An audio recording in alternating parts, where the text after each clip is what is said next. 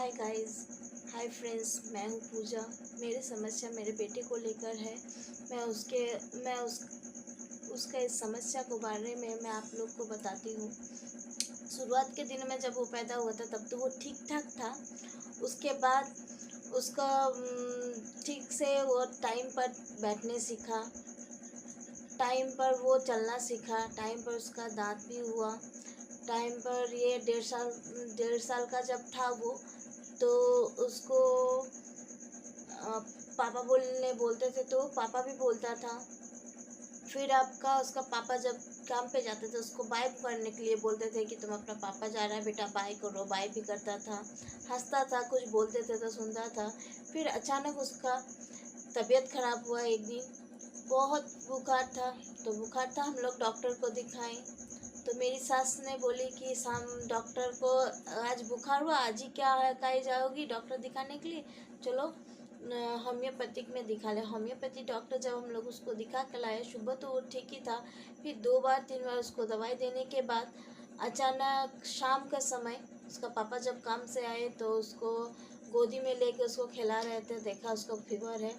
तो हमको बोला कि बाबू को तो फीवर है, बाबू को दवाई दो। मैं बाबू को दवाई दिया तो उसका पापा अचानक बोल उठे, देखो बाबू को क्या हुआ।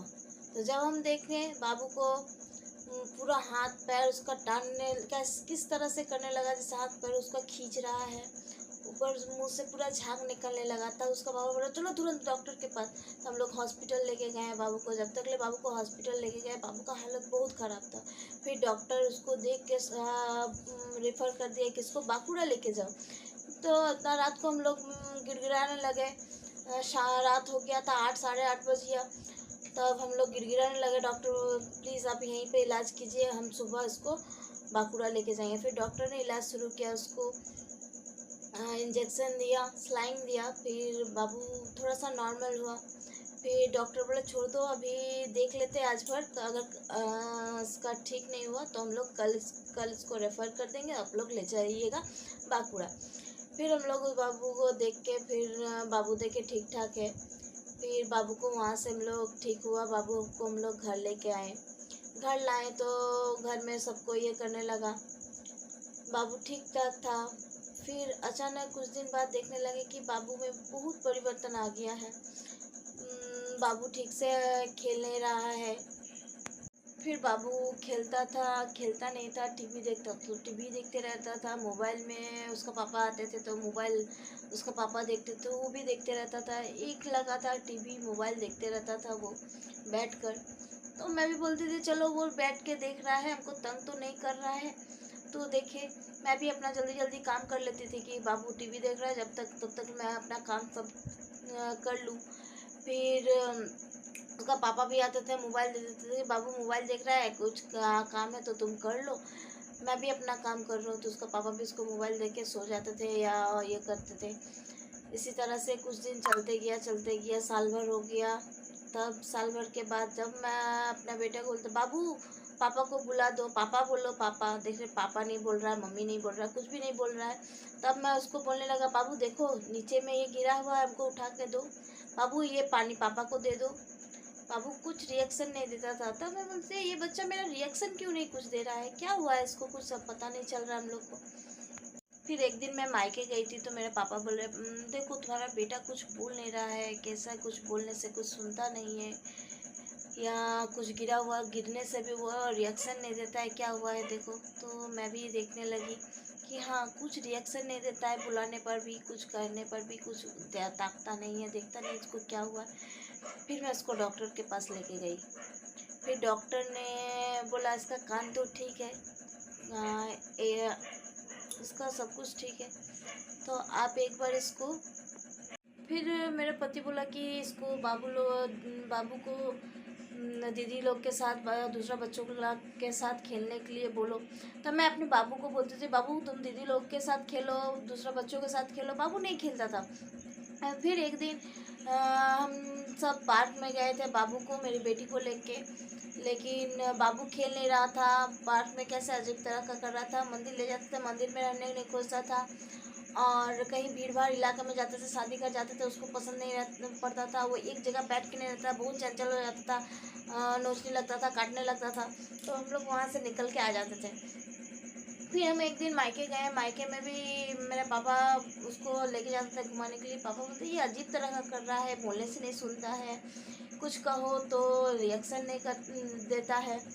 तो फिर एक दिन अचानक उसका बहुत तबीयत खराब हुआ, उल्टी करने लगा, उसको लैट्रिन होने लगा। तब हम लोग उसको डॉक्टर के पास लेके गए। तब हम लोग डॉक्टर से डिस्कस किए कि डॉक्टर मेरा बाबू बोलता नहीं है, अजीब तरह का बिहेव करता है, कोई चीज़ को लेके घुमाते रहता है, गोल गोल घूमते रहता है, माथा हिलाते रहता है, हाथ ऐसे हिलाते रहता है, हमेशा कुछ ना कुछ एक्टिविटी करते रहता है, लेकिन कुछ बोलने से वो सुनता नहीं है। लेकिन टीवी चलाओ तो टीवी का कुछ कुछ एडवर्टाइज देख के उसका रिएक्शन टीवी की तरफ हो जाता है, टीवी देखता है तो देखते रहता है, लेकिन हम लोग कुछ बोलते तो वो सुनता क्यों नहीं है। तो डॉक्टर ने कुछ जांच दिया कि आप कान नाक गला जो होता है वो उस डॉक्टर से मिलिए, उनके पास दिखाइए कि कहीं कान में तो कोई समस्या नहीं है। तो फिर हम लोग गए डॉक्टर कान नाक गला के पास डॉक्टर को दिखाने के लिए।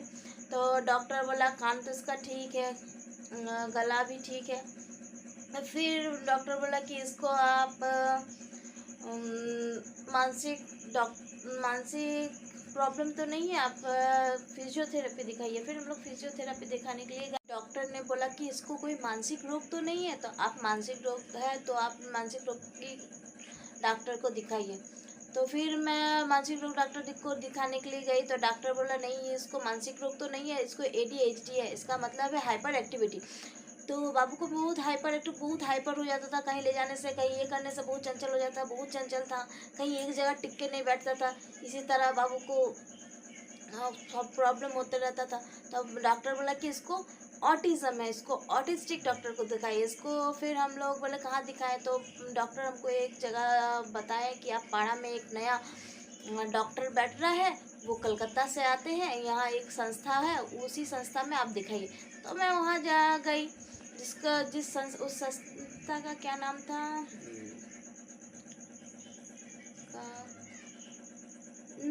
कुछ नाम था, हमको याद नहीं आ रहा। तो हम वहाँ गए बाबू को दिखाने के लिए। फिर वहाँ पर हम लोग ले जाके बाबू को जब दिखाए तो उन लोग ने कहा कि इसका तो कोई परफेक्ट इलाज दवाई नहीं होता है, तो इसका इलाज है आपका थेरेपी, आपको इसको थेरेपी दिलाना पड़ेगा। तो हम लोग फिर जाने लगे, थेरेपी दिखाने लगे, कुछ इम्प्रूवमेंट हमको नहीं समझ में आया कि कुछ इम्प्रूवमेंट हो रहा है। फिर हम लोग पुरुलिया एक डॉक्टर के पास दिखाए। डॉक्टर बोला कि आप इस जगह पे जाइए, इस डॉक्टर को दिखाइए, आपको कुछ समस्या। तो अब डॉक्टर बोला कि पहले इसका हाइपर एक्टिविटी रोकने के लिए उसको दवाई देते हैं, पहले वो कीजिए। फिर एक तो ब्रेन IQ बोल के डॉक्टर ने एक दवाई दिया, तो ब्रेन IQ का दवाई हम लोग उसको खिलाने लगे, तो थोड़ा सा इम्प्रूव हुआ। फिर हम लोग इसको थेरेपी दिलाने लगे। फिर थेरेपी दिलाने लगे, थेरेपी दिलाते दिलाते आज बहुत दिन हो गया थेरेपी दिलाए, लेकिन कुछ इम्प्रूवमेंट हमको नहीं, थोड़ा बहुत हुआ, उतना इम्प्रूवमेंट हमको नहीं पता चल रहा है कि हुआ है बोल के। फिर हम लोग हार भर के बहुत पैसा खर्चा होने लगा, हार भर के छोड़ दिए। फिर आस पास पड़ोस टाली टोटा सबको बोलने लगा कि आप लोग एक बार भेलोर लेके जाइए। तो हम लोग भेलोर लेके गए थे बाबू को, भेलोर में भी दिखाए, कर्जा ऋण करके हम लोग पैसा जुगाड़ करके हम लोग भेलोर गए। भेलोर में वहाँ चिकित्सा किए, 8 तरह का कान में टेस्ट हुआ, गला का टेस्ट हुआ, उसका दिमाग का ये हुआ। फिर साइकोलॉजिस्ट मेंटल असाइलेंट में भी जाने के लिए कहा कि वहाँ पर भी ले जाकर दिखाइए। वहाँ पर भी गए हम लोग, चिकित्सा कराएं, लेकिन वहाँ का चिकित्सा का कॉस्ट इतना ज़्यादा कि हम लोग हार पार के, हम लोग के पास जो पैसा था वो ख़त्म हो गया। तो हम लोग हार पार के फिर घर लौट के आ गए। वहाँ डॉक्टर बोले कि इसको ठीक होने में बहुत दिन लगेगा। फिर भेलोर में एक थेरेपी, वहाँ पर भी डॉक्टर थेरेपी देने के लिए बोल रहे थे, तो वहाँ का थेरेपी भी हम लोग दिला रहे थे कुछ दिन तो भेलोर में। तो वहाँ एक थेरेपी करने के लिए आपका 2500, 3000, 5000 लेते थे वहाँ थेरेपिस्ट। तो जितना भी पैसा था हम लोग के पास, हम लोग कोशिश किए, दिखाएं, थेरेपी कराएं, और वहाँ पर बोले भी कि आप लोग फिर आइए, 3 महीना के लिए आपका बच्चा को थेरेपी दिया जाएगा। यहाँ पर आप लोग को यहाँ स्टे करके 3 महीना आपको थेरेपी देना पड़ेगा, उसके लिए आपको 1,70,000 आपको लगेगा। 1,70,000 रुपये हम लोग के लिए बहुत है 3 महीना रहना भी बहुत है, और वहाँ 3 महीना हम लोग को रह के खाना पीना इतना कुछ का समस्या बहुत हो जाता है, इसीलिए हम लोग फिर से और नहीं गए भेलोर। और मेरा एक छोटा सा चाय का स्टॉल है, उतना पैसा नहीं है कि मैं भेलोर में जाके इतना पैसा खर्चा करके मैं अपने बच्चे को ठीक कर सकूं। फिर मैंने लौट के पुरुलिया आ गई। पुरुलिया आके फिर से हम लोग जगह जगह जाने लगे, अपना बच्चे को दिखाने लगे, लेकिन आज तक ऐसा कोई डॉक्टर नहीं मिला जो मेरा बच्चे को सही ट्रीटमेंट और सही चिकित्सा दे सके। तो गाइज आप लोग के पास इतना ही हमको कहना है कि आप लोग के पास कोई ऐसा कोई डॉक्टर का पता है तो प्लीज़ रिकमेंड कीजिए। और मेरे पास उतना पैसा नहीं है कि मैं हज़ारों और लाखों रुपया खर्चा करके मैं अपने बच्चे को डॉक्टर दिखा सकूं। जो अगर आप लोग के पास ऐसा कोई डॉक्टर है जो मेरा बच्चे का इलाज कर सके कम पैसा में, तो प्लीज़ आप हमें रिकमेंड कीजिए। और प्लीज़ प्लीज़ प्लीज़ इस वीडियो को दूसरे तक शेयर कीजिए कि मेरे इस समस्या को कोई अगर हल कर सकता है तो प्लीज़ करें। प्लीज़ प्लीज़ गाइस आप लोग के पास इतना ही दरख्वास्त है, इतना ही आप लोग के पास मेरा विनती है कि आप मेरा इस वीडियो को दूसरों तक शेयर कीजिए और मेरी इस समस्या का कोई हल निकाल दीजिए। एक दुखी माँ आप लोग के पास हेल्प मांग रही है, प्लीज़ मेरा हेल्प कीजिए। प्लीज़ इस वीडियो को दूसरों तक पहुंचाइए और मेरी इस समस्या का कोई हल निकाल दीजिए। मैं अपने बेटे को लेके बहुत समस्या में हूँ। आप लोग को अगर मेरी इस कहानी को लेके कोई डाउट है तो प्लीज़ मैं आपको वो भी डाउट क्लियर कर दूँगी। उसको जितना भी प्रेस्क्रिप्शन है और जितना भी मैंने उस जहाँ जहाँ उसको डॉक्टर दिखाया वो कागज़ सब मैं आप लोग को दिखाने के लिए तैयार हूँ। प्लीज़ गाइस मेरी इस समस्या का कोई हल निकाल दीजिए। मैं बहुत दुखी हूँ, मेरे बच्चे को देखकर मेरा आत्मा, मेरा दिल, मेरा ज़मीर रो पड़ता है। अगर आप लोग को भी मेरी इस दुख भरी कहानी का कोई भी हल निकलता है तो प्लीज़ दिखाइए।